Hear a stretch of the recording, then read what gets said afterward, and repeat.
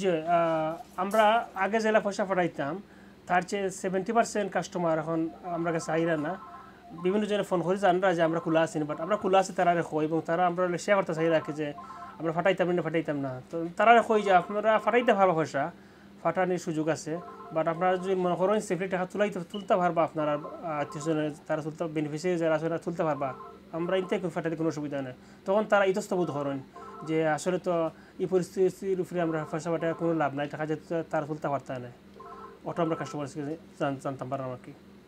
জি আসসালামু আলাইকুম হাত ভাই। রিসেন্টলি বাংলাদেশে যে আন্দোলন হওয়ার ফলে অনেক দেশে ইন্টারনেট সংযোগ বিচ্ছিন্ন হয়ে গেছিল, তো এরপর থেকে মানি ট্রান্সফারের আপনাদের ব্যবসার কি অবস্থা, এটা স্বাভাবিক পর্যায়ে আছে কিনা? থ্যাংক ইউ কয়েস ভাই। আসলে মানি ট্রান্সফারের অবস্থা স্বাভাবিক নাই, বিকজ মানুষ তো বাংলাদেশে যোগাযোগ করতে পারছে না।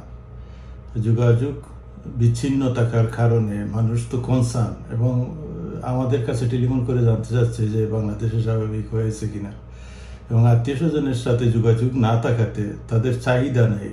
বিশেষ করে বাংলাদেশে মানুষ আত্মীয় স্বজনের সাথে ফোন করে বিভিন্ন প্রয়োজনীয় জিনিসপত্রের জন্য, কেউ ডাক্তারির জন্য এইভাবেই টাকা পাঠায়।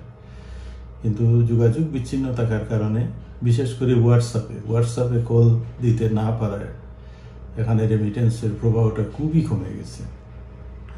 আগে যে যত কাস্টমার আসতো তার হারটা কেমন এখন? না, গত বছরের রেশিও দেখলে মানে এখন 20%ও নাই কাস্টমার। এই মাসে যে 80% কাস্টমার কমে গেছে। এর একমাত্র কারণই হচ্ছে এই যোগাযোগ, ইন্টারনেটের প্রবলেম, ইন্টারনেটের সমস্যা। যদিও আমাদের ব্যাংকিং স্বাভাবিক হয়ে গেছে, কাস্টমারের টাকা জমা হয়ে যাচ্ছে অ্যাকাউন্টে এবং ইনস্ট্যান্ট ক্যাশও তারা পাবে, কিন্তু মানুষ কনসার্ন তারা পাবে কিনা, অনেকে ভয়ে হয়তো ব্যাংকে যাচ্ছে না। এর জন্যই বিশেষ করে এই ইম্প্যাক্টটা পড়েছে রেমিটেন্স মার্কেটে।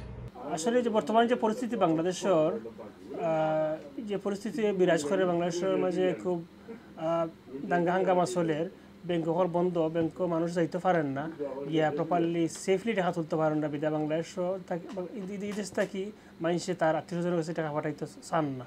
আমরা কাছে আর আইয়া হারি জানতো স্যার পরিস্থিতি কিতা, আমরা টাকা পাঠাইতে পারবো না, বাট ইন থেকে আমরা টাকা পাঠাইবার সোর্স সিস্টেম ওপেন আছে, সকলটা ওপেন আছে। বা বাংলাদেশ থেকে তারা ফিডব্যাক পায় যে তার আত্মীয় স্বজনে কয় আপনি আমরা টাকা পাঠাই না, যেন টাকা তুলতাম পারতাম না। আমরা যদি টাকা তুলতে পারতাম না, কেন যেগুলো বাংলাদেশের ব্যাংকেও গেলে ব্যাংকের দরজা বন্ধ, তারা সেফলি নেওয়ার দিকে তারা ব্যাংক বন্ধ হয়ে রাখে, যে টাকা দিতে পারেন না কাস্টমাররে।